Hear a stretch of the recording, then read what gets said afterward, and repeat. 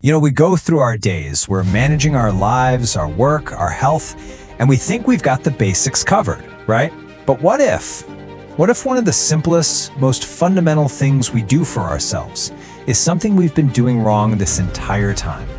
What if the very water we drink, the thing that's supposed to give us life, is actually quietly holding us back?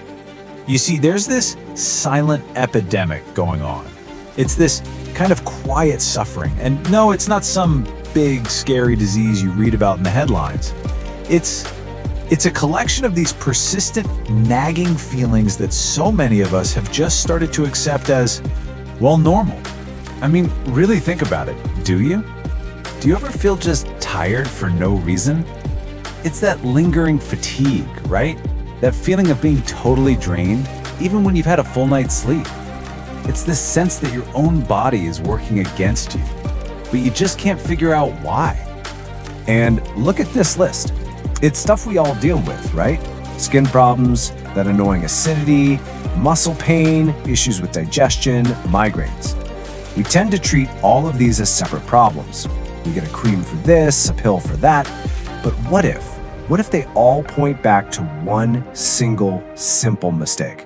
A mistake we're all making every single day with our most essential habit. So here it is, the big mistake we're all making. And look, it's not about if you drink water. We all know we're supposed to drink water. That's not the secret. The real mistake is in how you drink it. And believe me, this one little shift is where everything changes. You know the feeling, right? It's like 3 p.m. and that little panic sets in. Oh man, I haven't had any water all day. So what do? You grab the biggest bottle you can find and you just chug the whole thing down. You think you're doing your body a huge favor. You're catching up. But what if I told you that in that moment, you're actually doing more harm than good?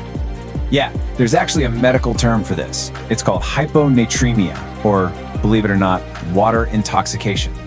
See, when you just flood your system with water all at once, you dilute the crucial sodium levels in your blood. This creates an imbalance, and it causes water to rush into your cells, making them swell up like tiny water balloons. Now, when this happens to the cells in your brain, well, that's where the headaches, the fatigue, and that awful drained feeling come from. So let's just break it down side by side. Drinking too fast, that's just putting your body under stress. You're diluting those essential electrolytes and causing that cellular swelling we just talked about. But drinking slowly, that's a whole different story. That allows for proper absorption. It gives the enzymes in your saliva time to mix with the water, which helps your digestion and actually nourishes your body the way it's supposed to. Okay, so you might be thinking, how do I know if I'm getting this right? Right? How can you actually listen to what your body is telling you beyond just feeling thirsty? Well, believe it or not, your body gives you a really simple built-in gauge. It's the color of your urine. Super simple. If it's dark yellow, you need more water. If it's totally clear, like glass, you're actually overdoing it. What you're aiming for is that sweet spot in the middle, a light pale yellow. That's the sign that you're perfectly hydrated.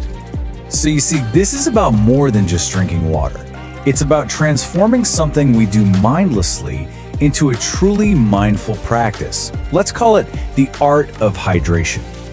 And this is the absolute core of it all. The how is just as important as the how much. We get so obsessed with hitting 8 glasses a day or a certain number of ounces, but that's not the game. It's about the method, the timing, it's about respecting your body's natural rhythm. The how really is everything. All right, so how do we actually master this art? It comes down to 5 simple, let's call them sacred rules. And don't worry, these aren't complicated. They're just small, simple shifts that can lead to some really profound results. Rule number 1, sit and sip. It's that simple. Never stand and gulp your water down. When you actually sit down to drink and you sip it slowly, we're talking no more than about 300 milliliters at a time, your whole body is more relaxed. Your nerves, your muscles, everything is in a state that's ready to receive. And it gives those helpful enzymes in your saliva time to do their job and kickstart proper digestion. Okay, rule number 2. Keep your water separate from your meals. I want you to think of your stomach acid as a digestive fire. It's there to break down your food. Now, what happens when you pour water on a fire? You put it out, right? That's exactly what you're doing when you drink while you eat. You're diluting those powerful digestive juices. So the rule is easy. Drink either 30 minutes before your meal or wait until 30 minutes after you're done. Next up, Rule 3 is all about making this consistent. You've got to build a ritual. We can't leave our hydration to chance or to that 3 p.m. panic we talked about. It's about turning this into a conscious, deliberate practice all throughout your day. And a simple ritual can look something like this. You have a glass of water right when you wake up. Yeah, even before brushing. That sends all those great morning enzymes straight to your gut. Then you just build it around your meals. A glass before lunch, a glass after. A glass before dinner, a glass after. See? It's a simple, predictable rhythm. It just makes sure your body gets what it needs right when it needs it. All right, Rule 4 is just as important as the others, because just like there are right times to drink water, there are definitely wrong times. And knowing when not to drink is a huge part of keeping your body in balance. So first off, we've already covered this, but avoid it while you're eating. You also want to avoid it right before you go to sleep, because you don't want to mess with your sleep cycle. And this one is crucial. Avoid chugging a bunch of plain water right after a really intense workout. Think about it. You just sweated out tons of essential electrolytes. The last thing you want to do is dilute the ones you have left.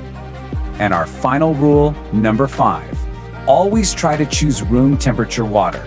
That ice-cold glass of water might feel refreshing, but it's actually a shock to your system. Your body has to use up precious energy just to warm that water up. And that's energy that could be going toward digestion or other important jobs. Water that's closer to your own body's temperature, it just gets absorbed gently, easily, and efficiently. You know, when you really look at it, none of this is about restriction.